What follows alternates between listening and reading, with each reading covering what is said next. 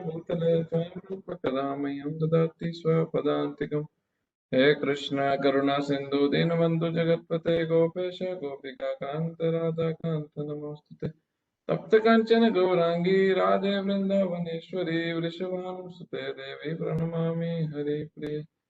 वंशाकल्पतरुभ्यश्च कृपा सिन्धुभ्येव च पतितनाम पावनेभ्यो वैष्णवेभ्यो नमो नमः। श्री कृष्ण चैतन्य प्रभु नित्यानंद श्री अद्वैत गदाधर श्रीवासादि गौर भक्त वृंद। हरे कृष्ण कृष्ण कृष्ण हरे हरे, हरे Ram Ram Ram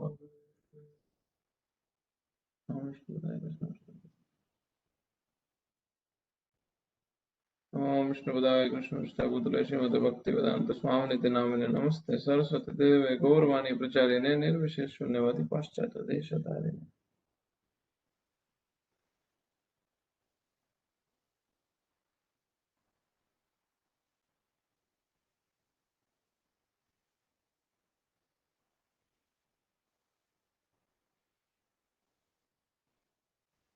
so very quickly हमने भगवद गीता का फर्स्ट सेक्शन खत्म किया 15 चैप्टर का, जिसमें कृष्ण ने किस तरह से इस मटेरियल वर्ल्ड को एक पेड़ के, बरगद के पेड़ से कंपेयर किया, और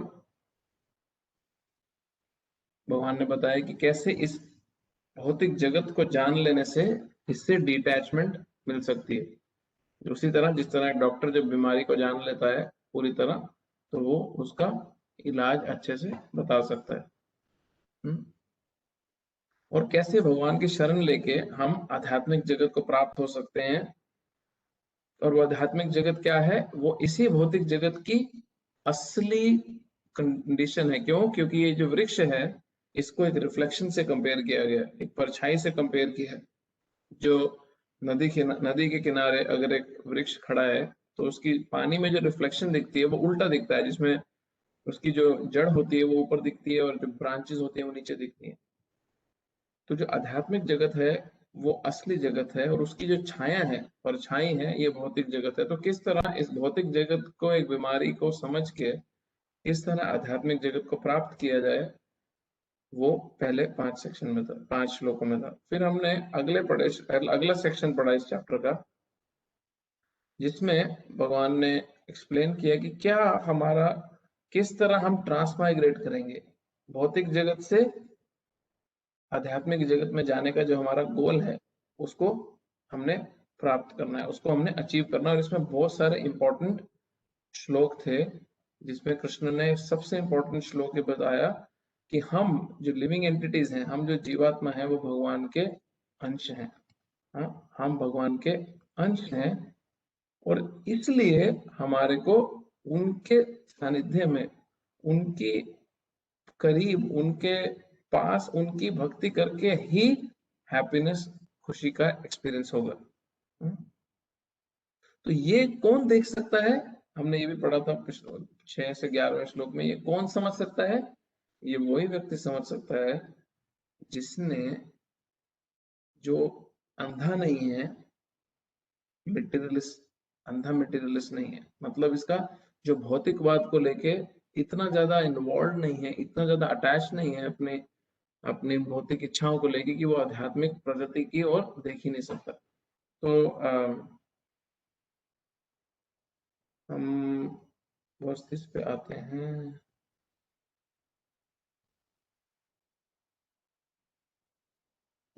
आज हमने सेक्शन करना है श्लोक नंबर 12 से 15।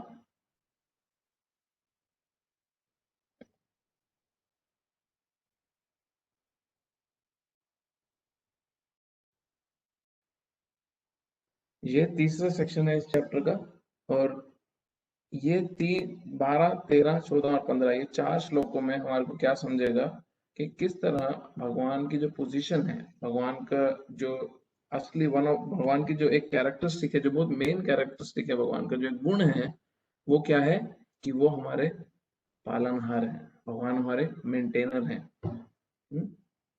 भगवान हमारे ही नहीं, पूरी की पूरी सृष्टि पूरे के पूरे कॉस्मोस के मेंटेनर हैं। भगवान सारे ही वेदों के रचयिता हैं और सभी वेदों के ज्ञाता भी हैं और सभी वेदों में जानने के लिए भी भगवान ही है। हाँ, तो ये इस सेक्शन में है कि कृष्णा की पोजीशन, भगवान की position as a maintainer, as पालनहार के रूप में भगवान की जो पोजीशन है, ये अगले 4 श्लोक उसको दर्शाएंगे। तो श्लोक नंबर 12 निकाल लो विनीत प्रभु। लास्ट वीक के लिए मेरी तरफ से क्षमा मांगता हूँ, क्योंकि मैं लास्ट मिनट में मना किया, मैं आ नहीं सका क्लास में। आ रहा है प्रभु, I have shared my screen. हाँ, आ गया ना 12 श्लोक, ठीक है। यद आदित्यागतं तेजो जगत् भास्यतेऽखिलं, यच्चन्द्रांसि यच्चाग्नौ तत्तेजो विधिमामकम्। सूर्य का तेज जो सारे विश्व के अंधकार को दूर करता है, मुझसे ही निकलता है। चंद्रमा तथा अग्नि के तेज भी मुझसे उत्पन्न होते हैं। हाँ? अब ये भगवान अपनी पोजीशन को थोड़ा सा और बता रहे हैं कि उन कितने सुपीरियर उनकी पोजीशन है। तात्पर्य, अज्ञानी मनुष्य ये नहीं समझ पाता कि यह सब कुछ कैसे घटित होता है, लेकिन भगवान ने यहाँ पर तो कुछ बतलाया है। जो कुछ बतलाया है उसे समझकर ज्ञान प्राप्त किया जा सकता है। प्रत्येक व्यक्ति सूर्य, चंद्रमा, अग्नि तथा बिजली देखता है। उसे ये समझने का प्रयास करना चाहिए कि चाहे सूर्य का तेज हो या चंद्रमा, अग्नि अथवा बिजली का तेज, ये सब भगवान से ही उद्भूत है। कृष्ण भावनामृत का प्रारंभ इस भौतिक जगत में बद्ध जीव की उन्नति करने के लिए काफी अवसर प्रदान करता है। जीव मूलतः परमेश्वर के अंश हैं और भगवान यहाँ पर इंगित कर रहे हैं कि जीव किस प्रकार भगवत धाम को प्राप्त कर सकते हैं। इस श्लोक में यह समझ सकते हैं कि सूर्य संपूर्ण सारे सौर मंडल को प्रकाशित कर रहा है। ब्रह्मांड अनेक हैं और सौर मंडल भी अनेक हैं। सूर्य, चंद्रमा तथा लोक भी अनेक हैं, लेकिन प्रत्येक ब्रह्मांड में केवल एक सूर्य है। भगवद गीता में कहा गया कि चंद्रमा भी एक नक्षत्र है, नक्षत्राणाम शशि। सूर्य का प्रकाश परमेश्वर के आध्यात्मिक आकाश में आध्यात्मिक तेज के कारण है। सूर्योदय के साथ ही मनुष्य के कार्यकलाप प्रारंभ हो जाते हैं। वह भोजन पकाने के लिए अग्नि जलाते हैं और फैक्ट्री चलाने के लिए भी अग्नि जलाते हैं। अग्नि की सहायता से अनेक कार्य किए जाते हैं। अतः सूर्योदय, अग्नि तथा चंद्रमा की चांदनी जीवों को अत्यंत सुहावने लगते हैं। उनकी सहायता के बिना कोई भी जीव नहीं रह सकता। अतः यदि मनुष्य ये जान ले कि सूर्य, चंद्रमा तथा अग्नि का प्रकाश या तेज भगवान कृष्ण से उद्भूत हो रहा है, तो उसमें कृष्ण भावनामृत का सूत पात्र हो जाता है। चंद्रमा के प्रकाश से सारी वनस्पतियां पोषित होती हैं। अब यहाँ पे आप एक चीज समझ रहे हो कि प्रभुपाद जी क्या समझाने की कोशिश कर रहे हैं। कृष्ण ने इस श्लोक में बोला कि जो सूर्य है, जो चंद्रमा है, ये जो अग्नि है, इसका जो तेज है, ये मुझसे उत्पन्न हो रहा है। अच्छा ठीक है, हमने सुन लिया तुमसे उत्पन्न हो रहा है, अब क्या करें? इंपॉर्टेंस क्या है इसकी? ये इंपॉर्टेंस तात्पर्य में प्रभुपाद समझा रहे हैं कि सूर्य, अग्नि और चंद्रमा के बिना हम नहीं रह सकते। हम जब इनके बिना नहीं रह सकते, तो कृष्ण इस श्लोक के माध्यम से ये समझा रहे हैं कि ये इतनी इंपॉर्टेंट चीज है जिसके बिना तुम नहीं रह सकते। वो इंपॉर्टेंट चीज मुझसे आ रही है, वो मेरा ही तेज है। हाँ, मैं उसका कारण हूं। तो भगवान जब ये बता रहे हैं कि मैं इतनी इंपॉर्टेंट चीज का कारण हूं, अभी देखो, अगर बिना अग्नि के खाना इम्पॉसिबल, बिना सूर्य के टेम्परेचर मेंटेन रखना इम्पॉसिबल, बिना चंद्रमा के जितनी भी सब्जियां हैं, जितने भी फल हैं, उनको जब चंद्रमा की रोशनी पड़ती है तो उनमें बहुत जल्दी उनको पोषण मिलता है। एक्चुअली में चंद्रमा के प्रकाश से चंद्रमा के प्रकाश से इन सब फल फूलों को पोषण मिलता है। अब ये सब ना हो तो पॉसिबल ही नहीं है हमारा जीवित रहना, और ये भगवान से आ रहा है। तो ये इसमें बहुत इंपॉर्टेंट समझाया जा रहा है। चंद्रमा के प्रकाश से सारी वनस्पतियां पोषित होती हैं। चंद्रमा का प्रकाश इतना आनंदप्रद है कि लोग सरलता से समझ सकते हैं कि वे भगवान कृष्ण की कृपा से ही जी रहे हैं। ये इतना सिंपल है, सिर्फ ये समझ लेना कि इन एग्जाम्पल से कि हम भगवान की कृपा से ही जी रहे हैं। उनकी कृपा के बिना ना तो सूर्य होगा, ना चंद्रमा, ना अग्नि, और सूर्य, चंद्रमा तथा अग्नि के बिना हमारा जीवित रहना असंभव है। बद्ध जीव में कृष्णा भावनामृत जगाने वाले ये ही कतिपय विचार हैं। एक बद्ध जीव में उसको भगवान की तरफ आकर्षित करने के लिए बहुत ही इंपॉर्टेंट और बहुत ही सिंपल आर्ग्यूमेंट है। हाँ, कि कहाँ से आया सूर्य, चंद्रमा, अग्नि, क्या इसका बेसिस है? रैंडमली आ गया, बिग बैंग से आया? कौन डिसाइड कर रहा है कि सूर्य सही समय पे उगेगा, सही समय पे वापस जाएगा, चंद्रमा आएगा, पोषण देगा? किसने डिसाइड किया? किसी की तो बुद्धि चल रही है पीछे। ये सब अपने आप हो रहा है, नेचर कर रहा है। इसको टेक्निकल टर्म्स में बोला जाता है कि there is intelligence design behind this creation. इस क्रिएशन में एक बहुत ही बुद्धि, जीव की बुद्धि लगी है इस पूरे के पूरे ब्रह्मांड, इस पूरी की पूरी सृष्टि को चलाने। और वो कौन है बुद्धिजीव? वो कौन बुद्धिमान व्यक्ति है? उसको भगवान का दर्जा दिया है, जो पूरी सृष्टि को इतने इंटेलिजेंट तरीके से चला रहा है। अगला श्लोक।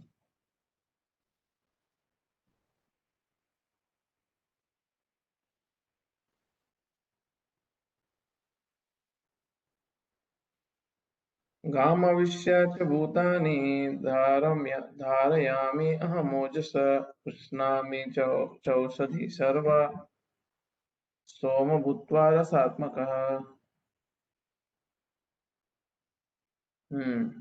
मैं प्रत्येक लोक में प्रवेश करता हूँ और मेरी शक्ति से सारे लोग कक्षा अपनी कक्ष में स्थित रहते हैं। मैं चंद्रमा बन के समस्त वनस्पतियों को जीवन रस प्रदान करता हूँ। भगवान से रस मिलता है। भगवान बोल रहे मैं हर प्लैनेट में एंटर करता हूँ और मेरी शक्ति से ही सारे प्लैनेट अपने अपने ऑर्बिट में हैं। और कौन डिसाइड करेगा कि अर्थ इसी तरीके से घूमेगी? सपोज अर्थ 5 डिग्री ऑर्बिट से बाहर घूमना शुरू कर दे, तो किसी दूसरे प्लैनेट से हमारा टकराव हो जाएगा और सारे के सारे मर जाएंगे। परफेक्शन में ये प्लैनेट में घूम रही है अर्थ, ये सारे बाकी प्लैनेट्स, ताकि कोई किसी से टकराए नहीं। नहीं तो थोड़ा सा भी एंगल चेंज हुआ तो थोड़े समय बाद में वो घूमते घूमते एंगल चेंज होने के कारण में आपस में प्लानिटरी सिस्टम में कोलिजन हो जाएगा। बहुत बड़े स्केल पे विध्वंस होगा। फिर हम यहाँ पे कोरोना या एक किसान यात्रा या टेररिस्ट अटैक को लेके नहीं रोएंगे, फिर रोने का मौका भी नहीं मिलेगा। बिकॉज कौन इसको मेंटेन कर रहा है? बहुत सिस्टमैटिकली भगवान कृष्ण भगवद गीता में खुद बता रहे हैं, मैं मेंटेन कर रहा हूँ। एक्चुअली ये जब हम श्लोक पढ़ते हैं ना, तो ये हमारे पर्सनली हमारे फेथ को बहुत बढ़ाता है कि वो भगवत गीता में कृष्ण बहुत स्पेसिफिकली अपने बारे में इतना डिटेल में बता रहे हैं। ये बहुत फॉर्चुनेट सिचुएशन है हमारे लिए कि हम जानते हैं, ये हम किसी को बता सकते हैं कि कृष्ण स्वयं भगवत गीता में बोल रहे हैं कि ऑर्बिट को मेंटेन कौन करता है? ऑर्बिट को मैं मेंटेन करता हूँ।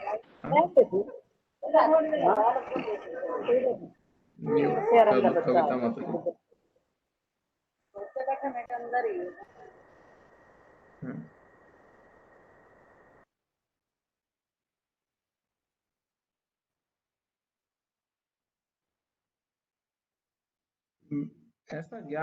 ऐसा ज्ञात है कि सारे लोग केवल भगवान की शक्ति से वायु में तैर रहे हैं। भगवान प्रत्येक अणु, प्रत्येक लोक तथा प्रत्येक जीव में प्रवेश करते हैं। इसकी विवेचना ब्रह्म संहिता में की गई है।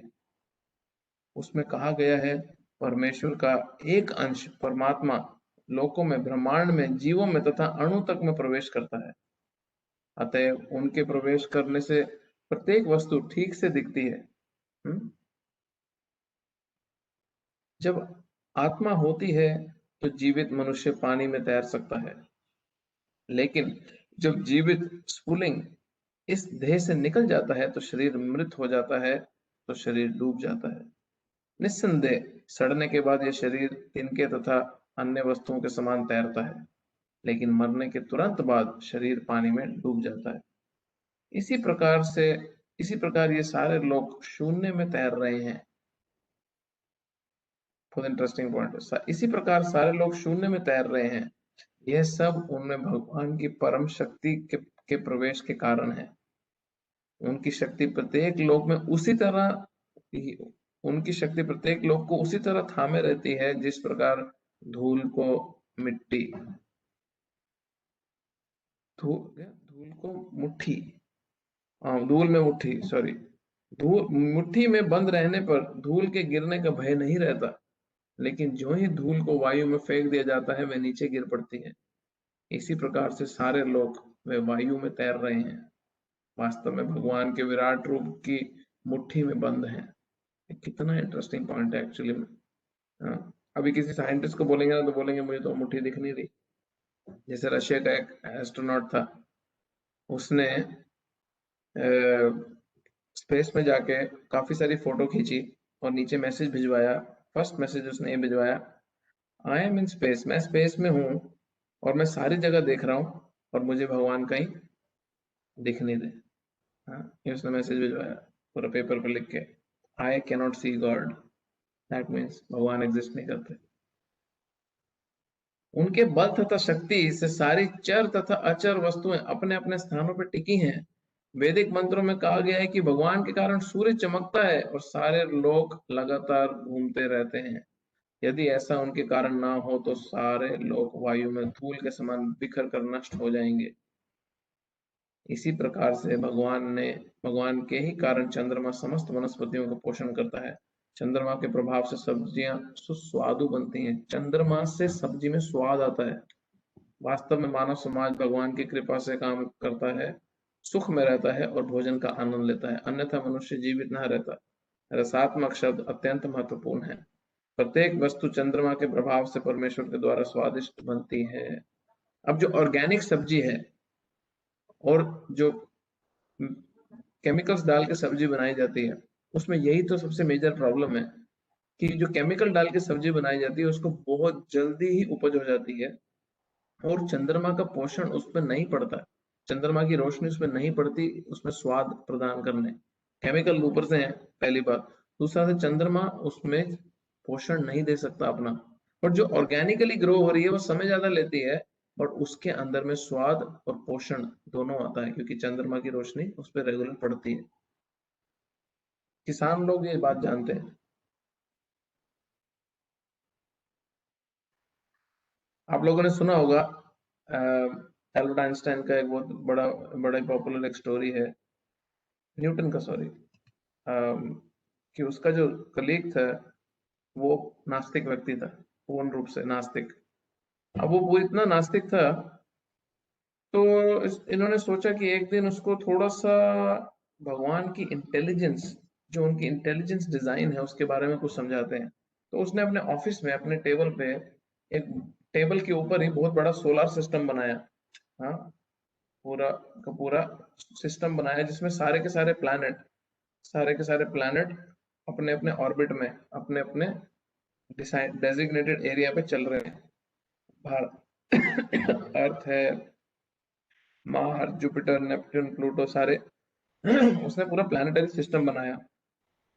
अब उसने जब पूरा प्लानिटरी सिस्टम बना दिया और वर्किंग मॉडल मूवमेंट के साथ, तो अगले दिन जब उसका कलीग ऑफिस में आके टेबल पे देखा कि पूरा का पूरा प्लानिटरी सिस्टम है, सोलर सिस्टम बनाया, तो वो बड़ा ही प्रभावित हुआ देखे कि इतना जबरदस्त सिस्टम किसने बनाया है, ये पूरा का पूरा चल रहा है ऑर्बिट में अपने अपने एरिया में पूरा का पूरा प्रॉपर तरीके से। तो उसने पूछा इनसे और ये बोले कि पता नहीं अचानक ही आ गया ये तो। हाँ, न्यूटन ने बनाया तो बोला अचानक ही आ गया, पता नहीं कैसे आया। एक दिन मैं सुबह में ऑफिस में खोला मैंने दरवाजा और ये अपने आप उत्पन्न हो गया। बोले बट ऑफिस की चाबी तो तेरे पास होती है और तो कोई आ नहीं सकता। बोले हाँ, और तो कोई आया नहीं है, ये अपने आप से आ गया। तो उसका कलीग बोला मजाक मत कर, तू अपने पे क्रेडिट नहीं लेना चाहता तो ठीक है, बट मुझे ये तो बता तूने बनाया कैसे, क्योंकि बहुत अच्छा मॉडल है ये पूरा का पूरा सोलर सिस्टम का। तो बोले नहीं, मैं तो कह रहा हूँ मैंने नहीं बनाया, अचानक से मैं आया एक दिन और ये अपने आप प्रकट हो गया। तो उसका कलीग जब गुस्सा होने लगा तो इस साइंटिस्ट ने, न्यूटन ने जो भगवान में विश्वास रखता था, इसने बोला कि क्यों तेरे को ये विश्वास नहीं हो रहा ना, ये टेबल के ऊपर छोटा सा मॉडल जो पड़ा है, ये अपने आप नहीं आ सकता, जो इतना परफेक्टली चल रहा है। इसको किसी ने तो बनाया, मैंने बनाया है, किसी ने तो दिमाग लगा के बनाया है। तो तू किस मूर्खता से, किस बेवकूफी से ये बोल सकता है कि ये पूरी की पूरी सृष्टि जो अपने तरीके से, प्रॉपर तरीके से चल रही है, इतनी बुद्धि इसमें इन्वेस्टेड है, इतना इंटेलिजेंटली सब कुछ हो रहा है, तो किस तरह ये कंक्लूड कर सकता है कि ये, इसको, इस सृष्टि को चलाने के पीछे किसी की बुद्धि नहीं है, किसी का हाथ नहीं है। और ये एग्जैक्टली इस श्लोक में यही कृष्ण समझा रहे हैं कि जिस तरह मुट्ठी में मिट्टी पड़ी हो तो मुट्ठी हाथ में टिकती है, और अगर आपने मुट्ठी खोल दी और मिट्टी फेंक दी हवा में तो मिट्टी बिखर के गिर जाती है। उसी तरह भगवान ने अपनी शक्तियों द्वारा इस पूरी की पूरी सृष्टि को पकड़ के रखा है। अब वो शक्ति को साइंस ग्रेविटेशनल फोर्स भी बोल सकती है, हाँ? गुरुत्वाकर्षण, हाँ, ग्रेविटेशन को शायद ऐसे बोलते हैं, गुरुत्वाकर्षण, वो भी बोल सकती है। तो और भी असलियत ये है कि ये भगवान की शक्तियां हैं, जिस शक्तियों को इस्तेमाल करके भगवान ने पूरी की पूरी सृष्टि को रोक के रखा है, पकड़ के। हम हवा में डोल रहे हैं, हमें लगता है नहीं हम तो जमीन पे चल रहे हैं, बट हम हवा में हैं, पृथ्वी हवा में है। पृथ्वी किसी के हाथ में, किसी फ्लैट सरफेस पे नहीं पड़ी, पृथ्वी हवा में डोल रही है। ये श्रद्धा देती है सिंपल सिंपल फैक्ट जानना। हम अपने स्कूल की एजुकेशन में, स्कूल में पढ़ पढ़ के इतना हमारे अंदर इतना भर चुका है कि हम चाह के भी ये सोच नहीं पाते कि हाँ, इसके पीछे परम पिता परमेश्वर हाथ है। हमें साइंस ही दिखती है इसके पीछे, और ये साइंस है, एक साइंस है जिसकी श्रद्धा करनी है, जो हमने स्कूलों में पढ़ी है, जो साइंस जो कॉलेजेस में पढ़ाई जाती है, उस साइंस पे हमें श्रद्धा करनी है, जो साइंस ये बोल रही है कि ये आप हुआ। हाँ?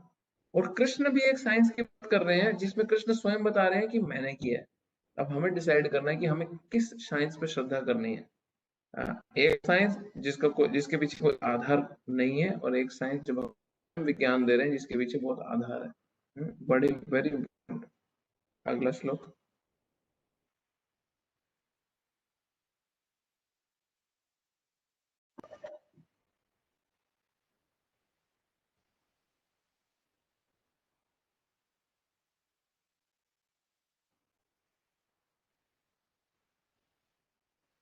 अहम वैश्वानरो भूत्वा प्राणिनां देहमाश्रितः प्राणापान संयुक्तः पचामि अन्नं चतुर्विधम्। बड़ा अच्छा श्लोक है। जिसको भी पेट की तकलीफ है उन सबके लिए श्लोक बड़ा ही महत्वपूर्ण है। जिनको पाचन की शक्ति में प्रॉब्लम है उन सबके लिए बहुत महत्व। ये आयुर्वेदिक श्लोक है। मैं समस्त जीवों के शरीरों में पाचन अग्नि वैश्वानर हूँ। हमारा खाना भी भगवान की शक्ति से पच रहा है, और मैं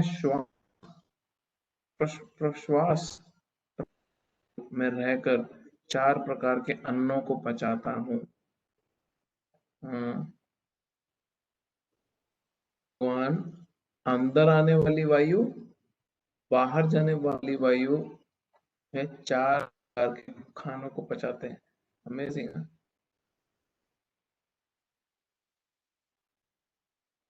आयुर्वेद शास्त्र के अनुसार पेट में अग्नि होती है जो आप पहुंचे भोजन को पचाती है।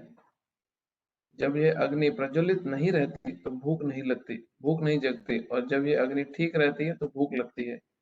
कभी कभी जब अग्नि मंद हो जाती है तो उपचार की आवश्यकता होती है। जो भी हो, ये अग्नि भगवान की प्रतिनिधि स्वरूप है। वैदिक मंत्रों से बृहदारण्यक उपनिषद से पुष्टि होती है कि परमेश्वर या ब्रह्म अग्नि रूप में आमाशय के भीतर स्थित हैं और समस्त प्रकार के अन्न को पचाते हैं। Such interesting point. हम अग्नि वैष्णवारो योयम अंतः पुरुषे येनेदम अन्नम पच्यते। क्योंकि भगवान सभी प्रकार के अन्नों को पचाने में सहायक होते हैं, अतएव जीव भोजन करने के मामले में स्वतंत्र नहीं है। जब तक परमेश्वर पाचन में सहायता नहीं करते तब तक खाने की कोई संभावना नहीं है। इस प्रकार भगवान ही अन्न को उत्पन्न करते हैं, वे ही पचाते हैं, और उन्हीं की कृपा से हम जीवन का आनंद उठाते हैं। वेदांत सूत्र में भी इसकी पुष्टि हुई है। शब्दाभिधभ्यो अंतः प्रतिष्ठानाश्च, भगवान शब्द के भीतर, शरीर के भीतर, वायु के भीतर तथा यहाँ तक कि पाचन शक्ति के रूप में भी आमश्य के भी उपस्थित हैं। अन्न 4 प्रकार के होते हैं, कुछ निगले जाते हैं, पेय पानी जैसे, कुछ चबाए जाते हैं, भोज्य, कुछ चाटे जाते हैं, लेह, तथा कुछ चूसे जाते हैं, चौस्य। भगवान सभी प्रकार के अन्नों की पाचक शक्ति हैं। मंदिर में भी जब भगवान को ऑफरिंग होती है, जब भगवान के लिए भोग बनता है, स्पेशली राजभोग दोपहर के समय, तो देखा जाता है कि ये सारे के सारे प्रकार के आइटम भगवान के लिए हो, चटनी भी हो चाटने के लिए, हाँ, ड्रिंक भी हो, कुछ भगवान को चूसने के लिए भी हो, चबाने के लिए भी हो, अलग अलग प्रकार से सारे के सारे स्वाद भगवान को प्रदान किए जाते हैं। यहाँ पे बहुत इंटरेस्टिंग एक पॉइंट है, और वो पॉइंट ये है कि हमारी हैसियत नहीं है बिना भगवान की कृपा के, इसलिए भक्त बहुत ज्यादा खुद को भगवान पे हर समय डिपेंडेंट मानता है। इसलिए भक्त हर समय भगवान पे आश्रित रहता है, क्योंकि जो हम खाना नहीं पचा सकते उनकी कृपा के बिना, ना हम उगा सकते हैं, ना हम पचा सकते हैं, ना हमारा कोई कार्य हो सकता है उनके बिना, तो हीरो किस लिए बनते हैं? किस लिए अपने को इतना महान, इतना बड़ा समझते हैं? हम किस बेसिस पे अपने को इतना बड़ा महान व्यक्ति समझते हैं, जब हमारे बस की खाना पकाना तो दूर की बात है, पचाना तक नहीं है। जिसको हम अपना शरीर मान रहे हैं, हाँ, जिसको हम अपना शरीर मान रहे हैं, उसको खाना तक नहीं हम पचा सकते, उसके लिए भगवान पे पूरी तरह से आश्रित है। अगला श्लोक भगवद गीता के श्लोकों में से सबसे महत्वपूर्ण श्लोकों में से एक है। हाँ?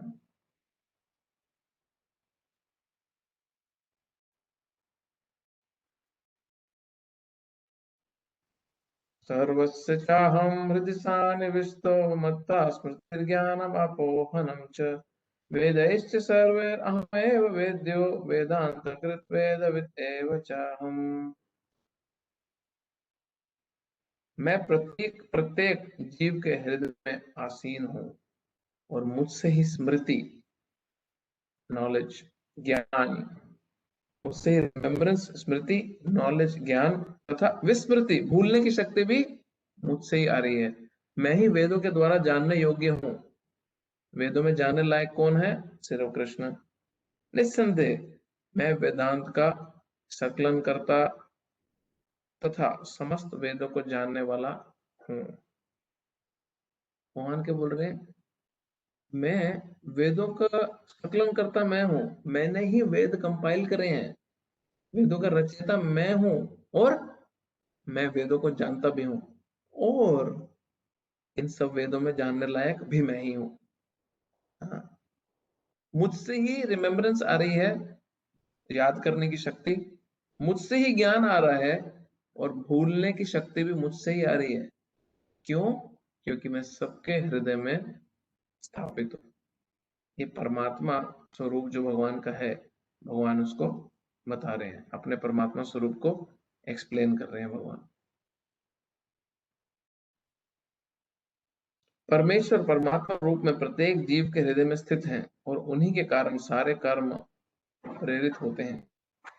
जीव अपने विगत जीवन की सारी बातें भूल जाता है, लेकिन उसे परमेश्वर के निर्देशानुसार कार्य करना होता है, जो उसके सारे कर्मों के साक्षी हैं। अतः वे अपने विगत कर्मों के अनुसार कार्य करना प्रारंभ करता है। इसके लिए आवश्यक ज्ञान तथा स्मृति उसे प्रदान की जाती है, लेकिन वह विगत जीवन के विषय में भूलता रहता है। इस प्रकार भगवान न केवल सर्वव्यापी हैं, जो हर जगह उपस्थित हैं, अपितु वह प्रत्येक हृदय में अंतर्यामी भी हैं। वह विभिन्न कर्मफल प्रदान करने वाले हैं। वह न केवल निराकार ब्रह्म तथा अंतर्यामी परमात्मा के रूप में पूजनीय है, अपितु वह वेदों के अवतार के रूप में भी पूजनीय है। वेद लोगों को सही दिशा बताते हैं, जिससे वे समुचित ढंग से अपना जीवन ढाल सके और भगवान के धाम को वापस जा सके। वेद भगवान कृष्ण के विषयक ज्ञान प्रदान करते हैं, और अपने अवतार व्यासदेव के रूप में कृष्ण ही वेदांत सूत्र के संकलन करता भी है। अब भगवान कैसे, वेदों के कंपाइलर कैसे हैं? व्यास देव के रूप में भगवान ने अवतार लिया और उन्होंने सारे वेदों को कंपाइल किया। व्यासदेव द्वारा श्रीमद् भागवतम के रूप में किया गया वेदांत सूत्र का भाष्य वेदांत सूत्र का वास्तविक सूचना प्रदान करता है। भगवान इतने पूर्ण हैं कि बद्ध जीवों के उद्धार हेतु वे उसके अन्न के प्रदाता एवं पाचक हैं, उसके कार्यकलापों के साक्षी हैं तथा वेदों के रूप में ज्ञान के प्रदाता भी हैं। वह भगवान श्री कृष्ण के रूप में भगवद गीता के शिक्षक हैं। वह बद्ध जीव द्वारा पूज्य हैं। इस प्रकार ईश्वर सर्व सर्व कल्याण प्रद तथा सर्वदयामय है। अंतः प्रविष्ट शास्त्र ज्ञानानाम, जीव जो ही अपने इस शरीर को छोड़ता है इसे भूल जाता है, लेकिन परमेश्वर जीव जो ही इस शरीर को छोड़ता है इसे भूल जाता है, लेकिन परमेश्वर द्वारा प्रेरित होने पर वह फिर से काम करने लगता है। हम बहुत बार ये सोचते हैं और कई बार बच्चों में देखते भी कि इतना छोटा सा बच्चा, इसमें ये स्किल कहाँ से आया? परमेश्वर परमात्मा रूप में उस जीव में है, वो उसको स्फूर्ति देते हैं, उसको रिमेम्बरेंस देते हैं उसके पिछले संस्कारों की। हाँ, कई बार लोग बोलते हैं हमें याद नहीं है हमने क्या पाप करे, जो हमें याद ही नहीं हमने पाप क्या करे तो हमें दंड क्यों मिल रहा है उसका? अभी ये बड़ा कॉमन क्वेश्चन पूछा जाता है। जब मुझे याद ही नहीं है कि मैंने पीछे क्या पाप करे हैं तो मुझे दंड अभी क्यों मिल रहा है? मैंने अभी तो करे नहीं पाप। तो या तो मुझे बताओ कि मैंने क्या पाप करे, मुझे सब कुछ याद रहना चाहिए मेरे पिछले जन्मों का, या मुझे दंड मत दो। हाँ, हम ये भूल जाते हैं कि भगवान हम पे कृपा करके हमारे को सारी स्मृति नहीं देते, पिछली सारी रिमेम्बरेंस नहीं देते, क्योंकि भगवान ने अगर हमारे को सारी स्मृति दे दी तो हम सारे के सारे डिप्रेशन के ऐसे मरीज हो जाएंगे कि साइकेट्रिस्ट भी हमें संभाल नहीं पाएगा, और वो साइकेट्रिस्ट भी इतना बड़ा मरीज हो जाएगा कि वो भी किसी साइकेट्रिस्ट के पास जाएगा तो संभाल नहीं पाएगा। क्यों? क्योंकि पिछली स्मृति अगर हमारे को सारी आ गई, हाँ, तो हम बहुत ज्यादा परेशान हो जाएंगे, संभाल नहीं पाएंगे। अभी किसी के घर में किसी की मृत्यु हुई हो और जितने दुख से वो व्यक्ति उस 2 4 5 दिन 15 दिन 20 दिन 1 महीना 2 महीना गुजरता है, हाँ, ऐसे सैकड़ों करोड़ों बारी हमारे रिश्तेदार पिछले जन्मों में मरे हैं, जिनके लिए हम रोए हैं, जिनके लिए हम दुखी हुए हैं, फूट फूट के रोए हैं। अब हमारे को अपने सारे रिश्तेदार पिछले, जिनके लिए हम दुखी होकर रो रहे थे, वो सब के सब हमारे को एक साथ हर समय याद रहे, तो सोचो हमारे दुख का क्या कैपेसिटी, फट जाएगा दिमाग हमारा। इसलिए भगवान कृपावश उतनी ही स्मृति देते हैं जितनी हमारे को कर्मों के लिए अपने अनिवार्य होती है, जो हमारे कर्म इस जीवन में है। आगे, यद्यपि जीव भूल जाता है लेकिन भगवान उसे बुद्धि प्रदान करते हैं जिससे वह अपने पूर्व जन्म के अपूर्ण कार्य को फिर से करने लगता है। अतएव जीव अपने हृदय में स्थित परमेश्वर के आदेशानुसार इस जगत में सुख या दुख का केवल भोग ही नहीं करता, अपितु उनसे वेद समझने का अवसर भी प्राप्त करता है। यदि कोई ठीक से वैदिक ज्ञान पाना चाहे तो कृष्ण उसे आवश्यक बुद्धि प्रदान करते हैं। इतनी इंपॉर्टेंट लाइन है ना ये। हाँ, यदि कोई ठीक से शास्त्रों को समझना पढ़ना चाहे तो भगवान उसको जितनी बुद्धि चाहिए वो प्रदान करते हैं, और उसको जो सार है शास्त्रों का वो मिल जाएगा, उसके जीवन में असर आना शुरू होगा। हाँ, कितना अमेजिंग पॉइंट है एक्चुअली में। वे किस लिए वैदिक ज्ञान प्रस्तुत करते हैं? इसलिए कि जीव को कृष्ण को समझने की आवश्यकता है। इसकी पुष्टि वैदिक साहित्य से होती है। हाँ, अभी भगवान क्यों, अब उनको उनको क्या जरूरत है इतने वेद लिखने की, अवतार लेने की व्यास के रूप में, और फिर सारे के सारे वेदों को बैठ के लिखने की, सारे शास्त्रों को लिखित रूप में लाने की, उसको कंपाइल करने की। अगर उनको हमारे पे कृपा नहीं है तो भगवान क्यों करेंगे? एक बड़ा अच्छा श्लोक आता है चैतन्य चरितामृत में, वो होता है उसमें है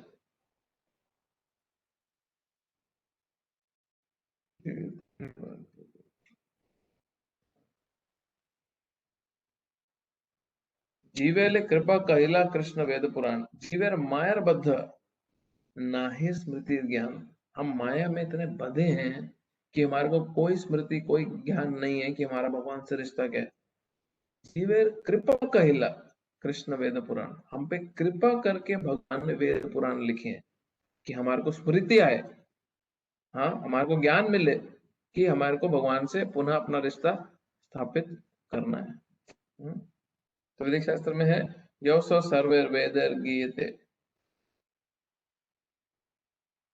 चारों वेद, वेदांत सूत्र तथा उपनिषदों एवं पुराण समेत सारे वैदिक साहित्य में परमेश्वर की कीर्ति का गान है। उन्हें वैदिक अनुष्ठानों द्वारा, वैदिक दर्शन की व्याख्या द्वारा तथा भगवान की भक्ति में पूजा द्वारा प्राप्त किया जा सकता है। अतः वेदों का उद्देश्य कृष्ण को समझना है। गोल क्या है वेदों का? कृष्ण को समझना। कुछ मूर्ख क्या कर रहे हैं? जाकिर नायक जैसे कुछ मूर्ख लोग वो वेदों को इस्तेमाल करते हैं और उन्हीं वेदों को इस्तेमाल करके लोगों को कृष्ण से दूर करते हैं। हाँ, उन्हीं वेदों को इस्तेमाल करके। अब कोई व्यक्ति बोलता है जी हम तो आर्य समाजी हैं जी, तो ठीक हम सिर्फ वेदों को पालन करेंगे। अब वेद बने ही भगवान ने कंपाइल ही इसलिए किए हैं कि वो कृष्ण के पास आ सके, और वो बोलते हैं नहीं हम नहीं मानेंगे। तो मतलब वो वेदों का उद्देश्य नहीं समझा। हाँ, वेद हमें निर्देश देते हैं जिससे कृष्ण को जाना जा सकता है, उनकी अनुभूति की जा सकती है। भगवान ही चरम लक्ष्य है। वेदांत सूत्र में इसकी पुष्टि इन शब्दों में हुई है। तो समान मनुष्य 3 अवस्थाओं में सिद्धि प्राप्त करता है। वैदिक साहित्य के ज्ञान से भगवान के साथ अपने संबंध को समझा जा सकता है। विभिन्न विधियों को संपन्न करके उन तक पहुंचा जा सकता है। अंत में उस परम लक्ष्य श्री भगवान की प्राप्ति की जा सकती है। इस श्लोक में वेदों का प्रयोजन, गोल क्या है वेदों का, वेदों के ज्ञान तथा वेदों के लक्ष्य को स्पष्टतः परिभाषित किया गया है। अब ये श्लोक कितना सिंपल तरीके से हमारे को पूरा वेद सार बता के चला गया। वेद इतने हैं कि मनुष्य बहुत जन्म लेगा तब जाके सारे वेद पढ़ पाएगा, और उन सारे के सारे वेदों का सार हमारे को इस एक श्लोक ने बता दिया। क्या? वेदविद वेद अंतकृत एवं चाहम, मैं ही वेदों में जानने लायक हूं, मैंने ही वेदों की रचना करी है और वेदों को मैं पूर्ण रूप से जानता भी हूं। तो ये हमारा सेशन जो था खत्म हुआ, इसमें भगवान की पोजीशन बताई है, किस तरह वो हमारे को मेंटेन कर रहे हैं। सूर्य, चंद्रमा, अग्नि प्रदान करके हमारी पाचन शक्ति के रूप में भगवान हमारे को मेंटेन कर रहे हैं। चंद्रमा में पोषण देने की शक्ति भगवान से आ रही है, और फिर परमात्मा रूप में भी भगवान हमारे में स्थित है और हमारे को प्रोटेक्ट कर रहे हैं। हम अपने अगले सेक्शन में जाएंगे जिसमें 3 श्लोक हैं, 16, 17, 18। अब ये जो 3 श्लोक हैं ये ज्ञान के श्लोक हैं, जिसमें वेद और वेदांत की पूरी समरी सार दे रखा है। बड़े अच्छे श्लोक हैं।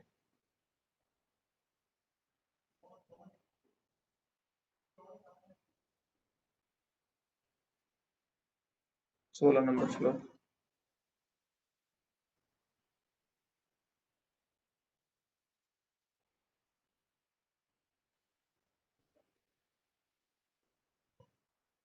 द्वाविमो पुरुषो लोके शरश्चक्षर एव च, शरः सर्वाणि भूतानि कुतस्थो शर उच्यते। जीव 2 प्रकार के हैं। हाँ, 2 प्रकार के जीव हैं। हम किस कैटेगरी में आते हैं देखते हैं। क्षुत तथा अछूत। भौतिक जगत में प्रत्येक जीव क्षुत शर होता है, और आध्यात्मिक जगत में प्रत्येक जीव अछूत कहलाता है।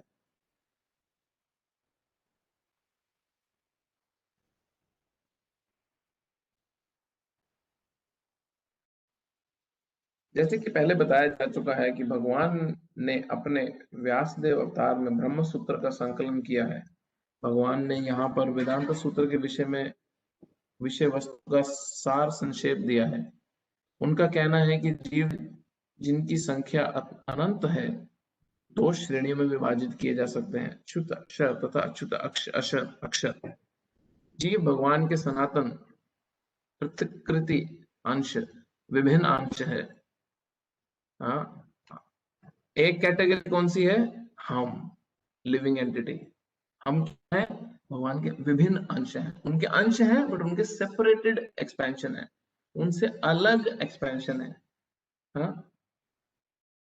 जब उनका संसर्ग भौतिक जगत से होता है तो वह जीव भूत कहलाते हैं। यहाँ पर क्षर सर्वाणी भूतानी पद प्रयुक्त हुआ है, जिसका अर्थ है कि जीव च्युत है। लेकिन जो जीव परमेश्वर के एकत्व स्थापित कर लेते हैं वे अच्युत कहलाते हैं। अभी हम, अच्युत का यहाँ मतलब है जो जो फैलिबल है, जिसमें जिसका स्वभाव ही है कि वो गिरेगा। अच्युत का मतलब है जो कभी गिर नहीं सकता, मतलब जो कभी भी भौतिक प्रकृति द्वारा फंसेगा नहीं, वो हमेशा आध्यात्मिक प्रकृति में रहेगा, इनफैलिबल। हाँ, अच्युत भगवान का भी एक नाम है, अच्युत।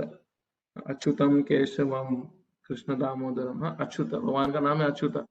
तो हम जो है वो अच्युत कैटेगरी में है, जो कभी भी थोड़ा सा भी लालच दे के गिर सकता है अपनी आध्यात्मिक स्थिति से।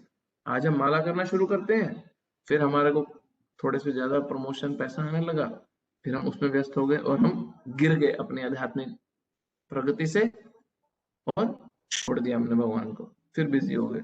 कुछ प्रॉब्लम हो गई लाइफ में, किसी का कोई देहांत हो गया, तो हमने फटाक से भगवान की भक्ति छोड़ दी और वापस से लग गए अपने निजी जीवन को फिक्स करने। हमारी कैटेगरी हर समय गिरने की है। जो भक्त भगवान की भक्ति करके वो पद प्राप्त कर लेता है शुद्ध भक्ति का, और पूरी तरह से दृढ़ता से लगा रहता है भगवान की सेवा में, वो अच्युत कैटेगरी, भगवान की जो कैटेगरी है उसमें आ जाता है। वो भगवान नहीं बनता, बट उसकी कैटेगरी क्या होती है? वो भी कभी भी गिरेगा नहीं आध्यात्मिक स्तर से। जितनी मर्जी परेशानी आए, वो भगवान की भक्ति कभी नहीं छोड़ता। हाँ, भगवान के शुद्ध भक्तों के लक्षण है। तो भगवान के जो शुद्ध भक्त हैं उनमें भगवान के ही गुण हैं। एकत्व का अर्थ यह नहीं है कि उनकी अपनी निजी सत्ता नहीं है, बल्कि है कि दोनों में भिन्नता नहीं है। वह सब सृजन के प्रयोजन को मानते हैं। निस्संदेह आध्यात्मिक जगत में सृजन जैसी कोई वस्तु नहीं है, लेकिन चूंकि ऐसा कि वेदांत सूत्र में कहा गया है भगवान समस्त उद्भवों के स्तोत्र हैं, अतएव यहाँ पर इस विचारधारा की व्याख्या की गई है।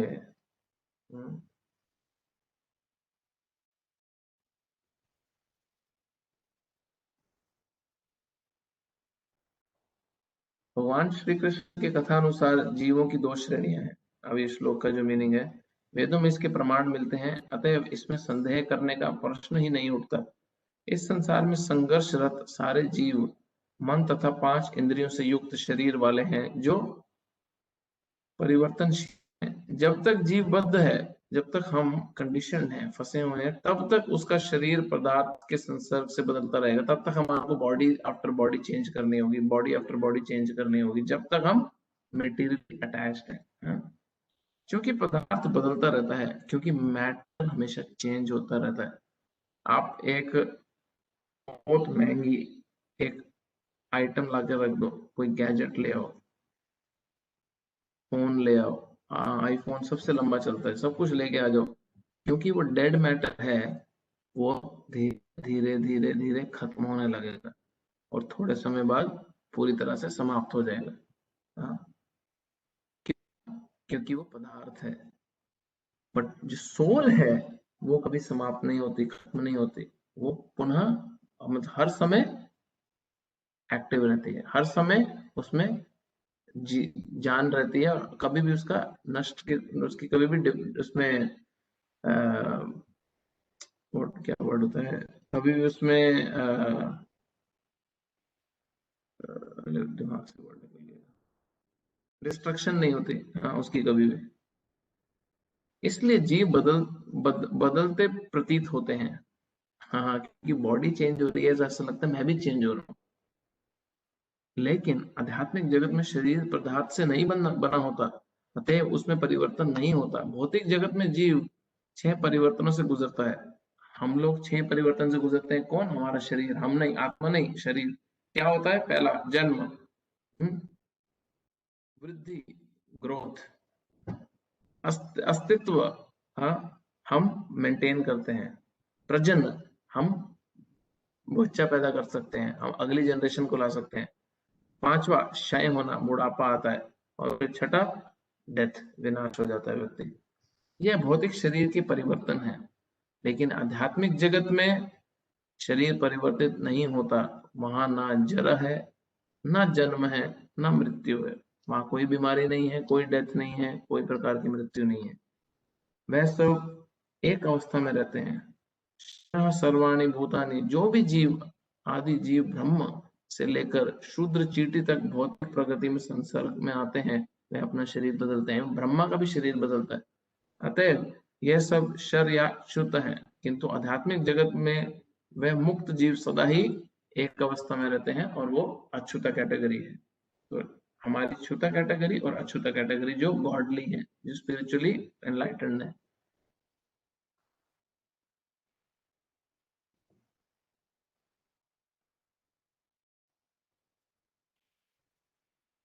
लास्ट वीक हमने क्लास मिस करी थी, तो एटलीस्ट ये सेक्शन हम खत्म करेंगे।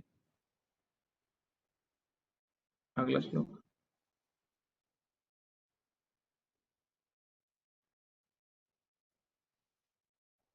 उत्तमः पुरुषस्त्वन्यः परमात्मेति उदारता, यो लोकत्रयमविश्य बिभर्ति अव्यय ईश्वरः। अभी हमने क्या पढ़ा श्लोक में, पिछले श्लोक में, कि एक कैटेगरी के जीव हैं जो गिरते हैं, एक कैटेगरी के कभी नहीं गिरते। अब ये श्लोक में भगवान की बात की है कि वो किस कैटेगरी के हैं। इन दोनों के अतिरिक्त एक परम पुरुष परमात्मा है, जो साक्षात अविनाशी हैं, जो तीनों लोकों में प्रवेश करके तीन लोकों में प्रवेश करके उनका पालन कर रहे हैं।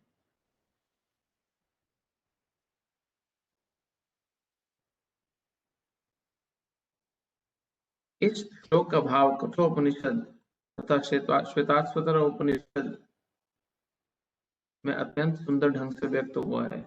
वहां ये कहा गया है कि असंख्य जीवों के नित्यंता, जिनमें से कुछ बद्ध हैं, कुछ मुक्त हैं, एक परम पुरुष हैं जो परमात्मा है।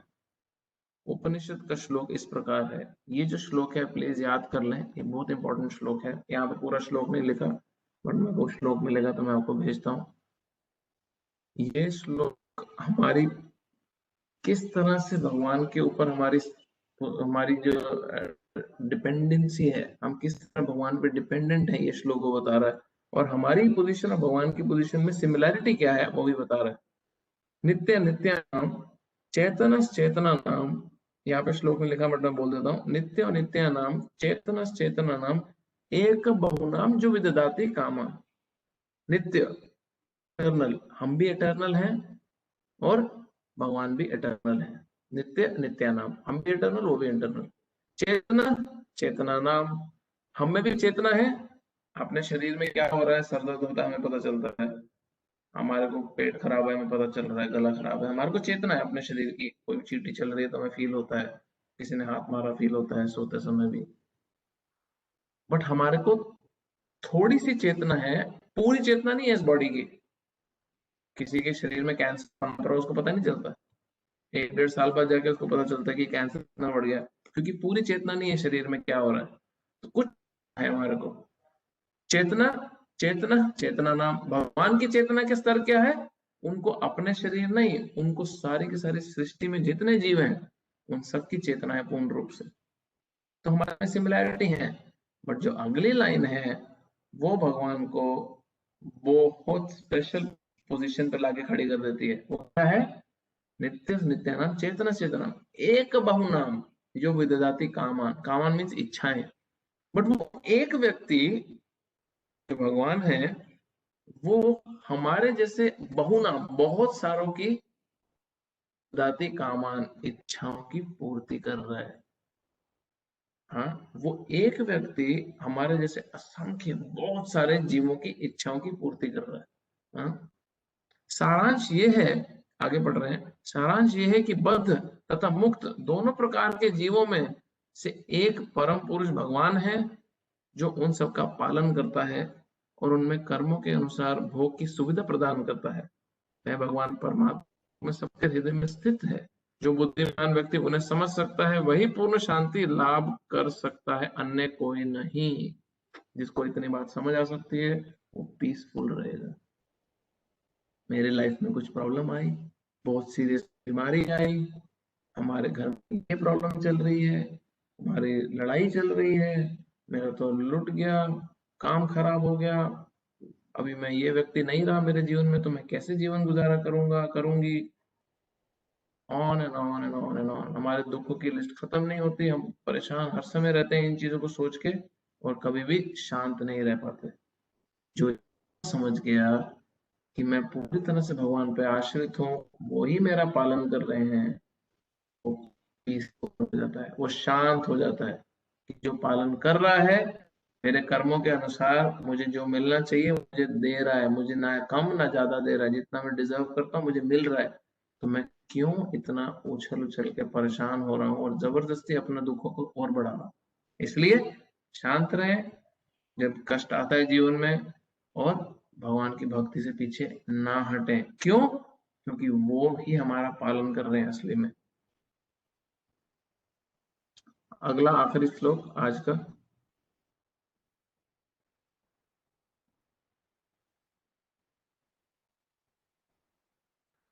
यस्माक्षरमतीतोऽहम् अक्षरादपि चोत्तमः अतोऽस्मि लोके वेदः च प्रतीता पुरुषोत्तमः। भगवान अपना गुण अपने बारे में और बड़ी इंटरेस्टिंग बात बता रहे हैं। क्योंकि मैं शर तथा अक्षर दोनों के परे हूँ, क्योंकि मैं सर्वश्रेष्ठ हूँ, अतः मैं इस जगत में तथा वेदों में परम पुरुष के रूप में विख्यात हूँ। भगवान बोल रहे मेरा दिव्य रूप है क्योंकि मैं ट्रांसेंडेंटल हूँ। तो मैं जो गिरने वाले व्यक्ति हैं, जीव हैं, और जो कभी नहीं गिरते वो जीव हैं, हाँ, उनसे परे हूँ। क्यों? क्योंकि मैं सबसे ग्रेट हूँ, सबसे महान हूँ। क्या शब्द इस्तेमाल कर रहे हैं? मैं सर्वश्रेष्ठ हूँ। मैं वेदों में नहीं, मैं दोनों जगत में, आध्यात्मिक और भौतिक जगत में और वेदों में भी परम पुरुष के रूप में जाना जाता हूँ, विख्यात हूँ। हाँ, कितना क्लियर भगवान अपने बारे में बता रहे हैं। It's amazing actually. मैं खुद भी ये श्लोक पढ़ रहा हूँ, मुझे इतना अमेजिंग लग रहे हैं श्लोक सारे कि भगवान अपने बारे में कितना सरलता से एक्सप्लेन कर रहे हैं। तात्पर्य, भगवान कृष्ण से बढ़कर कोई नहीं है, ना बद्ध जीव न मुक्त जीव, अतः वे पुरुषोत्तम है। अब ये स्पष्ट हो चुका है कि जीव तथा भगवान व्यष्टि हैं। जीव और भगवान जीव और भगवान अलग अलग इंडिविजुअल है, एक नहीं है। अंतर इतना है कि जीव चाहे बद्ध अवस्था में रहे या मुक्त अवस्था में, वह शक्ति में भगवान की वह शक्ति में भगवान की अकल्पनीय शक्तियों से बढ़कर नहीं हो सकता। यह सोचना गलत है कि भगवान तथा जीव समान स्तर पर हैं या सब प्रकार से एक समान हैं। इनके व्यक्तित्वों में सदैव श्रेष्ठता तथा नम्रता बनी रहती है। उत्तम शब्द अत्यंत सार्थक है, भगवान से बढ़कर कोई नहीं है। लोको शब्द पुरुष आगम स्मृति शास्त्र के लिए आया है, जैसा कि निरुक्ति कोश संस्कृत डिक्शनरी जो यूज की जाती है में पुष्टि की गई है कि लोकत्य वेद दर्शन वेदों के प्रयोजन स्मृति शास्त्रों में विवेचित हैं।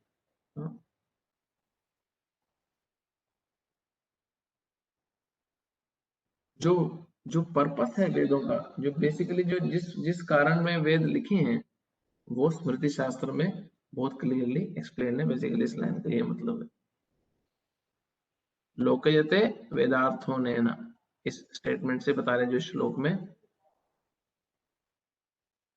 ये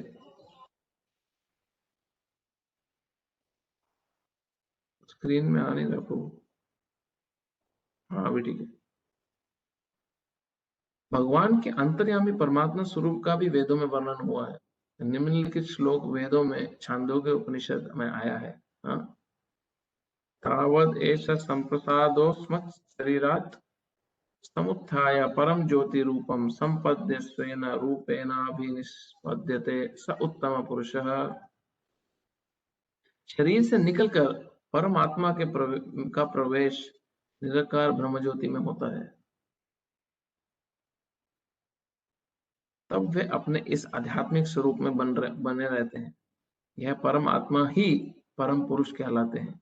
इसका अर्थ यह हुआ कि परम पुरुष अपना आध्यात्मिक तेज प्रकट करते तथा प्रसारित करते रहते हैं, यही चरम प्रकाश है। उस परम पुरुष का एक स्वरूप है अंतर्यामी परमात्मा।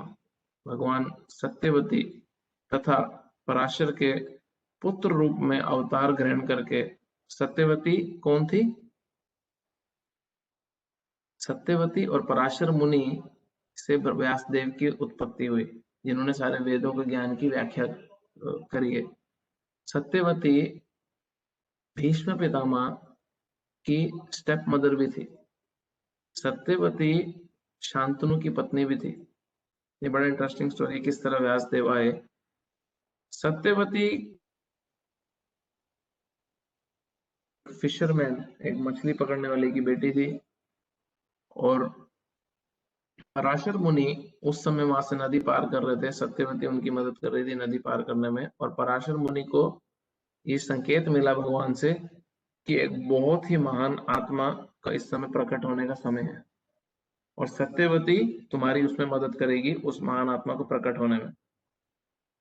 अब उन्होंने सत्यवती को बात बताई है। पराशर मुनि अपने समय के सबसे महान ऋषियों में से एक थे, और उन्होंने पराशर मुनि ने सत्यवती को बोला कि इस समय पे भगवान का अंश प्रकट होने के समय है, और तुम्हारी मदद मुझे चाहिए उनको प्रकट करना है। सत्यवती बोली, अरे मैं शादी भी नहीं हुई, मैं अभी नाबालिग बच्ची, और मतलब बच्ची तो नहीं थी, वो बड़ी थी वैसे, और मैं कहाँ से तुम्हारी मदद करूंगी, मैं तुम्हें। तो पराशर मुनि ने उसको वरदान दिया कि तुम बिल्कुल भी कंटामिनेट नहीं होगी, और किसी को इसका पता भी नहीं चलेगा। बट ये भगवान के अंश की उत्पत्ति होनी भी बहुत इंपॉर्टेंट है। तो वहीं पे द्वीप पे सत्यवती के थ्रू पराशर मुनि ने व्यासदेव को जन्म दिया। जन्म ले जब उन्होंने जो संभोग किया, उसी समय व्यासदेव का जन्म हो गया, और वहीं पे व्यासदेव एक बहुत बड़े साधु के रूप में प्रकट हुए।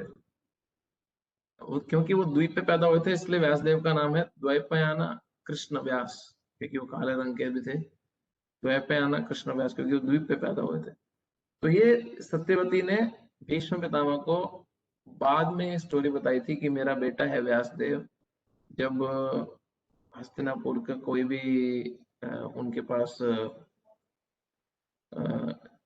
नेक्स्ट जनरेशन में कोई राजा नहीं बचा था, क्योंकि शांतनु के जो पुत्र थे दोनों, चित्रांगदा और दूसरे का नाम क्या था, चित्रांगदा और एक और था, दोनों की मृत्यु हो जाती है।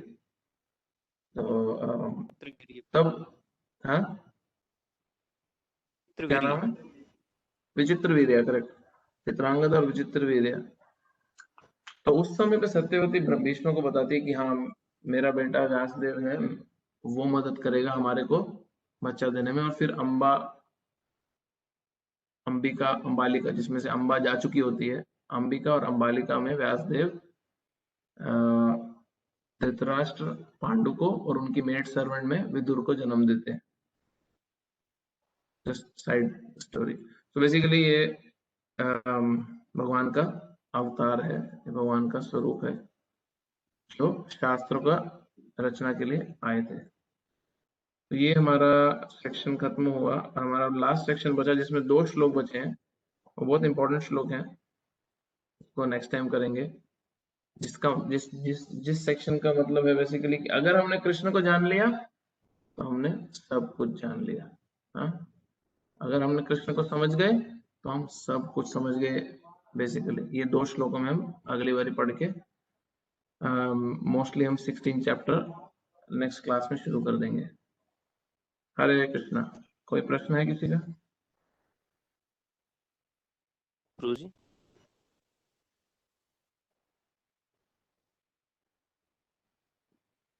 हरे कृष्णा प्रभु। हरे कृष्णा। लास्ट श्लोका में ये था कि भगवान अक्षर हैं। आपने बताया कि उनका एक नाम अच्युत भी है, हाँ हाँ और इस श्लोका में है कि वो अक्षर से भी परे हैं। करेक्ट। इसको थोड़ा सा एक बार क्योंकि एलेबोरेट वहां करें। पे अब देखो उस श्लोक में अगर हम दोबारा जाते हैं तो उस श्लोक में बात करिए कि जीव दो प्रकार के हैं। एक जीव है जो हमारे जैसा है बद्ध जीव, और एक है मुक्त जीव जो भगवान के धाम में भगवान के निजी जो भगवान के शाश्वत संगीगण है, उनके एसोसिएट्स हैं। बट वो जो एसोसिएट हैं भगवान के, वो लिबरेटेड एसोसिएट्स हैं। उनका मुक्त उनके वो अ, हर समय मुक्त अवस्था में रहते हैं, और वो हर समय मुक्त अवस्था में रहने के कारण वो भी उसी कैटेगरी के हैं, अच्युत कैटेगरी के, बट वो भगवान नहीं है ऑफ कोर्स। तो भगवान बोल रहे हैं कि ये दो प्रकार के जीव हैं, इन दो प्रकार के जीवों से परे मैं हूं। तो वो बेसिकली समझा रहे हैं, ठीक है ना।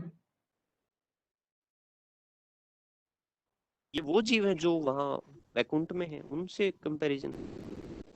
हाँ, तो दो प्रकार के जीव, अगर हम जो तात्पर्य पढ़ रहे थे तो उसमें था ना कि लास्ट लाइन अगर आप पढ़ो 16वें श्लोक की, निकालना।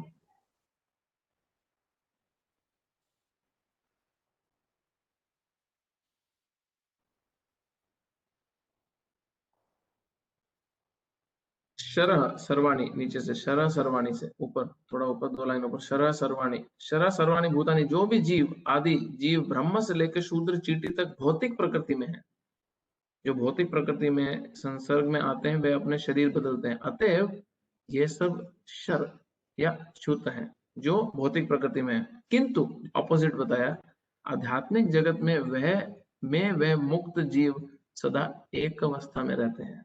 ये अछूत का कैटेगरी है, ठीक है। Okay okay, thank you. समझे ना। हाँ जी बिल्कुल। हाँ जी। तो ये आध्यात्मिक जगत में जीव है। अब आध्यात्मिक जगत में भगवान के जो एसोसिएट है वो कोई भगवान थोड़ी ना है, वो भी जीव है, बट वो लिबरेटेड जीव है। उनको बोलते हैं नित्य मुक्त, इटर्नली एक आप लिबरेटेड।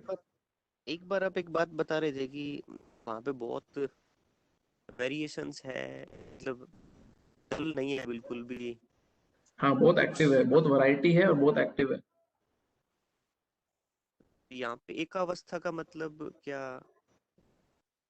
हाँ, तो वैरायटी से। एक अवस्था का मतलब है वननेस। वननेस मीन्स उनकी उनकी जो स्पिरिचुअल लेवल पे जो उनकी स्टेटस है, वो पूर्ण रूप से भगवान के स्टेटस से मैच करती है। जैसे जो जीव हैं जो भगवान के धाम में रहते हैं, उनका उनका जो अभिप्राय है और भगवान का जो अभिप्राय है सेम है। उनका जो जीवन का लक्ष्य है, भगवान का जो लक्ष्य है, एक है। इसलिए जो भगवान के शुद्ध भक्त होते हैं इस जगत में भी, वो भगवान के साथ वननेस में रहते हैं। किस तरह वन है? वो भगवान का जो जो हृदय है, जो उनकी डिजायर है, वो ही भगवान के शुद्ध भक्त की भी डिजायर होती है, और ये वननेस, उस लेवल पे वननेस है। भगवान का हृदय की डिजायर क्या है? जीवों को भगवान की सेवा में लगाया जाए, और भगवान के शुद्ध भक्त की भी हृदय की डिजायर सेम रहती है, सब जीवों को भगवान की सेवा में लगाए, और वो भगवान के ही इच्छा की पूर्ति के लिए कार्य करता रहता सिर्फ, और कोई कार्य उसकी कोई इच्छा नहीं होती। एक भगवान के शुद्ध भक्त की अपनी कोई इच्छा नहीं होती, उसकी केवल एक ही इच्छा है, किस तरह भगवान की इच्छा पूरी की जाए। अब भगवान उसको इच्छा प्रकट करे कि तुम जाके नाले क्लीन करो, सड़कें क्लीन करो, तो उसकी भी इच्छा वही रहती है, क्योंकि भगवान की इच्छा है, वो वननेस में काम करते हैं। ये वननेस, ये एकत्वम, वो वाला एकत्वम नहीं है कि वो और भगवान एक हो जाते हैं। हाँ, इसीलिए भगवान ने अगले श्लोक में उसको क्लियर कर दिया कि मैं इससे परे हूँ। क्षर और अक्षर, अक्षर दोनों, छूता अछूता से मैं परे हूँ। अगर भगवान वो ये श्लोक नहीं बोलते अगला वाला, तो मायावादी जो हैं, जो भगवान और जीव को एक बताते हैं, वो बहुत आसानी से ये कोट करते श्लोक और बोलते देखो, अभी तो तुमने देख लिया ना, खुद ही भगवद गीता में कृष्ण बोल रहे हैं।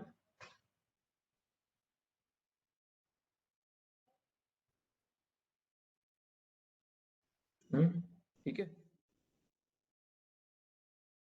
Good observation. क्वेश्चन आया एक मैसेज में, प्रभु जी जैसा आपने बोला कि जब हम भगवान के नाम लेते हैं और हमको कुछ ज्यादा मिलना शुरू हो जाता है तो हम फिर उनके नाम को भूल जाते हैं, डिस्ट्रैक्ट हो जाते हैं, तो हम कैसे उस टाइम खुद को डिस्ट्रैक्ट होने से संभाल सकते हैं? Very very very important question, बहुत ही इंपॉर्टेंट क्वेश्चन है। हम सब इससे गुजरते हैं। है ना वो अ, दुख में हरि सिमरन सब करे, सुख में करे न कोई, जो सुख में हरि सिमरन करे तो सुख दुख काय को होए। अब ये स्टेटमेंट प्रभुपाद जी कई बार बोले हैं। तो हमारे को जैसी कुछ प्रॉब्लम आती है, हमारे को किसी ना किसी की शरण लेनी होती है प्रॉब्लम के समय, तो भगवान की शरण लेते हैं जो थोड़ा सा आस्तिक है, जिसमें थोड़ी सी श्रद्धा है। अब जिसमें श्रद्धा नहीं है वो तो भगवान के पास वैसे भी नहीं जाता, और जिसमें थोड़ी श्रद्धा है वो भगवान की शरण लेता है, और जैसे ही सब कुछ ठीक होने लगता है, जैसे ही सब कुछ नॉर्मल होने लगता है, वो वापस से अपने प्लान बनाने लग जाता है भगवान से विमुख होकर। मैं सच्ची घटना बता रहा हूँ, मेलबर्न की बता रहा हूँ, मेरे साथ हुई है। मेलबर्न में मेरे को एक लड़का मिला, और बिल्कुल यंग 21-22 साल का होगा, और वो मंदिर आया इसलिए था क्योंकि मंदिर के पास समुद्र है और वो समुद्र में सुसाइड करने आया था। तो वो सुसाइड सबके के लिए भी हिम्मत चाहिए होती है, तो वो ऐसे मुंह लटका था, वो मंदिर आ गया, मुझसे मिला और हमारी काफी बात हुई। और उसने बताया कि क्यों, मैं पूछा क्यों सुसाइड करना चाहता है, बोला गर्लफ्रेंड ने छोड़ दिया। हाँ, और मेलबर्न की बात है ये, इंडिया में होता ही रहता होगा, ये सब होता ही है मतलब। तो फिर वो सुसाइड की स्टेज से वो एवरी सिंगल डे मंदिर आने लगा, 4-4 5-5 घंटे मंदिर में बिताने लगा। वो जिद कर करके हमारे को मसाज करना, मंदिर में हेल्प करना, मतलब आगे पीछे घूमना। हम भी समझने लगे भाई ये तो बहुत जल्दी भगवान की भक्ति करने लगा, माला शुरू करना, सब कुछ कर दिया उसने। हम्म जैसे जैसे नॉर्मल हुआ, जॉब अप्लाई करी, जॉब लगी, उस लड़की के बुखार से बाहर आया, लाइफ में सेटल होने लगा, वैसे वैसे मंदिर से कमाने लगा, और अभी मैसेज का भी रिप्लाई नहीं करता। कौन व्यक्ति जो महीनों महीनों घंटे बिताए उसने हमारे साथ। तो ये जो प्रवृत्ति है, ये हमारे को भक्तों को भी इस बीमारी से ये ग्रस्त रहते हैं कुछ भक्त। हाँ, और ये जो बीमारी है इससे हमें बच के रहना है कि जब सब कुछ ठीक चलने लगता है तो हम स्लो हो जाते हैं भक्ति में, बहुत जल्दी स्लो हो जाते हैं, और अच्छे अच्छे भक्त भी कई बार इसके शिकार होते हैं। तो ये उस समय पे कैसे इससे बचना है, हमारे को हर समय अपने आसपास वो भक्त रखने चाहिए। हमें हर समय अपने आसपास हमें उन भक्तों के एसोसिएशन में रहना चाहिए जिनमें बहुत तीव्र इच्छा है भक्ति करने की, बहुत तीव्र इच्छा। क्यों? क्योंकि हर समय उनका एंथुजियाज्म हमारे को एंथुजियास्टिक करता रहेगा, हमारे को उससे ऊर्जा मिलती रहेगी हर समय। हर समय जब हम ढीले पड़ने लगेंगे और देखेंगे नहीं कुछ भी करना है, इसको देखो कैसे मंदिर जा रहा है, कितनी अच्छी माला करता है, रोज सुबह उठ के माला करता है, ऊर्जा आती है। जो एंथुजियास्टिक भक्त हैं उनके साथ रहना चाहिए, उनको उनसे दोस्ती रखना चाहिए, उनकी सेवा करनी चाहिए, उनको उनसे उनसे अपने रिलेशनशिप अच्छे से बना के रखने चाहिए। बहुत इंपॉर्टेंट है, ये सबसे इंपॉर्टेंट है, पहला चीज। दूसरा, शास्त्रों में हम भगवान और भगवान के भक्तों की वाणी पढ़ते हैं जो हर समय एंथुजियास्टिक हैं।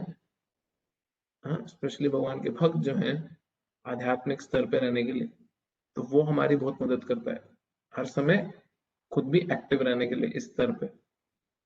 तीसरा, हमें हम आसपास उन भक्तों के अगर नहीं रह सकते हैं, कम रह सकते हैं, कई बार किताब पढ़ने का समय नहीं मिलता, तो हमें सुनना चाहिए ऐसे भक्तों से जो बहुत ही एंथुजियास्टिक है हर समय।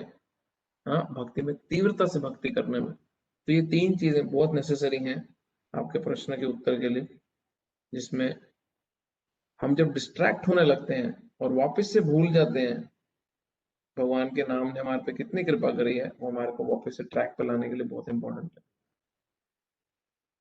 और कोई क्वेश्चन है किसी का?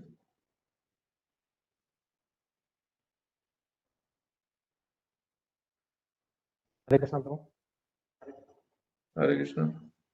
प्रभु मेरा एक क्वेश्चन है, वो जो जैसे लास्ट श्लोक में पढ़ रहे थे कि भगवान सत्य देवी के जो व्यास देव के रूप में गर्भ से है, तो हम जितने भी उनके अवतार देख रहे हैं तो वो भगवान किसी न किसी के गर्भ से ही आते हैं। तो मतलब इसके पीछे कोई कारण है कि भगवान जैसे, क्योंकि भगवान तो अनलिमिटेड है ना, भगवान को गर्भ की जरूरत क्या है, भगवान तो ऐसे भी प्रकट हो सकते हैं। पहली बात, जरूरी नहीं कि भगवान हर अवतार में किसी के गर्भ से आते हैं। मत्स्य, वराह, करेक्ट, नरसिंह किसी के गर्भ से नहीं आए। कूर्मा किसी के गर्भ से नहीं आए। जरूरी नहीं है गर्भ से आते हैं, बट जब भगवान ह्यूमन रूप में अवतार लेते हैं तो भगवान ह्यूमन की तरह ही आते हैं, बट फिर भी वो अलग अलग चीजें कर देते हैं। व्यासदेव बच्चे, सत्यवती ने पाला नहीं है व्यासदेव को, छुप के अपने पिता से, सोसाइटी से छुप के। पता चले वो 20 साल तक वो द्वीप पे रही। जब व्यासदेव बड़ा हो गया, मोटरसाइकिल चलाने लगा, तो व्यासदेव को बोला अब तू जा बेटा, मैं जाती हूँ वापस, मेरे को भी शादी करनी है, मेरा भी कुछ ड्रीम्स है, मेरे को भी हनीमून पे जाना है। ऐसा कुछ नहीं हुआ।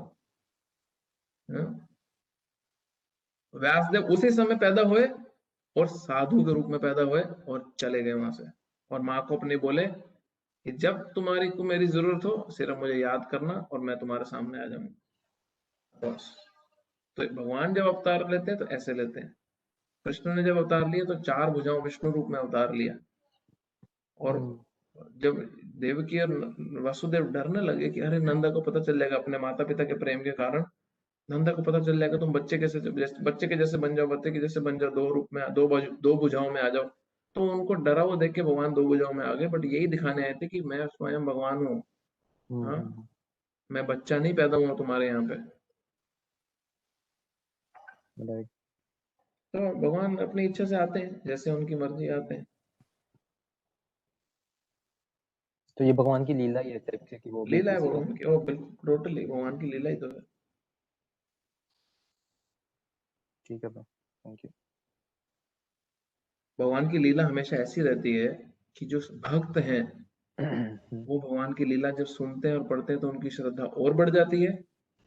और भगवान की लीला ऐसी रहती है कि जो अभक्त हैं वो जब इसको सुनते हैं तो वो और बोलते हैं फालतू बात, ऐसे कैसे पैदा हो किसी तो दाढ़ी वाला बाबा निकला, ये ऐसे कैसे बच्चा पैदा थोड़ा ना होता है, मूर्ख बना रहे हो। ये कैसे खंबे से कैसे कोई निकल सकता है, दिखाओ मुझे तोड़ के खंबे से नरसिंह देव निकाल के दिखाओ जरा।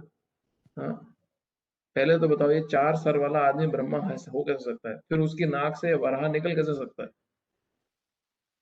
हाँ, तो जो जिसको श्रद्धा ही नहीं है, जिसको जिसको समझता ही नहीं है स्क्रिप्चर्स, वो तो वैसे भी नहीं मानेगा। बट भक्त लोग इसमें भगवान की बहुत महिमा देखते हैं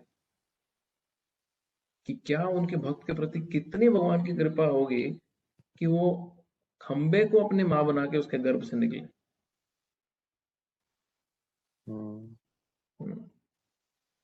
तो भगवान जो नास्तिक है उसको और भ्रमित कर देते हैं अपने अवतरण से, और जो आस्तिक है उसकी और भक्ति बढ़ा देते हैं अपने अवतरण से।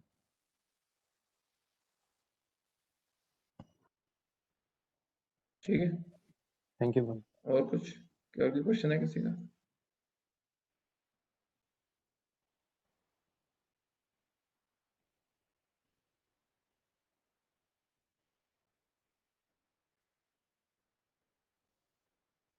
ठीक है, मिलते हैं नेक्स्ट वेडनेसडे।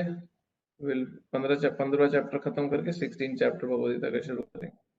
हरे कृष्णा। ग्रंथ राशि भगवद गीता की जय, श्री प्रभुपाद की जय। हरे कृष्णा। हरे Krishna. Monish, you there? Prabhuji. Hare Krishna. How is Sydney treating you? Good. You like Sydney?